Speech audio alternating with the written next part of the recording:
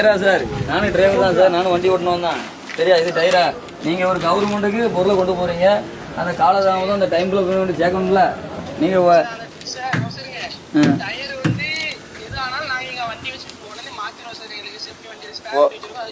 இல்ல சார், செப்னி வச்சு நான் வச்சுக்கிட்டு மாத்திரக்கா சார் இங்க கொடுத்துருக்காங்க கான்ட்ராக்ட்.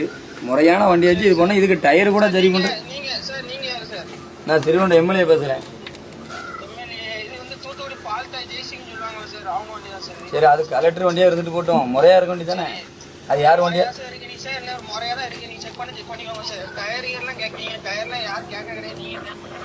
ஓ, அப்ப டயர் எப்படி இருந்தாலும் தப்பு இல்லையா சார்? இது யாரு வண்டி ஓனரா? யாரு சார்? நீங்க இதுல எப்படி மேனேஜரா? இவங்க பேர் என்ன சார்? அந்த இல்ல, இப்படி வந்து இந்த மாதிரி அன்கண்டிஷன் அரகுற வண்டியை வச்சு ஓட்டலாம் நீங்க சொல்றீங்க, அப்படிதானே? அப்ப டயர் யாரு சார்? டயர் இப்படிதான் வச்சிருப்பாங்களா?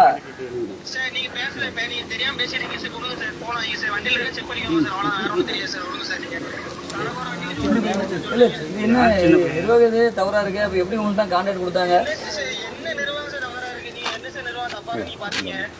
அப்ப டயர் இப்படி போட்டு அன் டைம்ல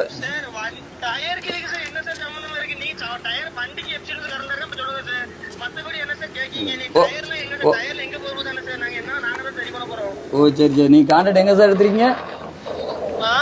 கான்ட்ராக்ட் இப்படிதான் எடுத்து நீங்க ஓகே பண்ணி எடுத்துறீங்கன்னா, காண்டில கண்ணாடி இல்ல.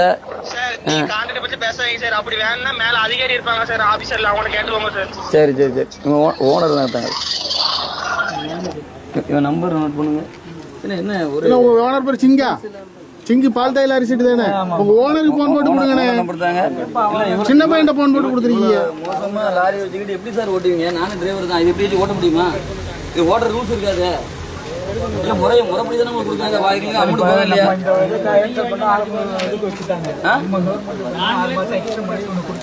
எக்ஸ்டெண்ட் பண்றதுக்கு அதுக்கு இப்படி போயிட்டா அந்த பொருளுக்கு எப்படி சேரும் சார்? வண்டியில பிரேக் இருக்கா? போடுறதுல நம்மளே வந்து அதிகாரி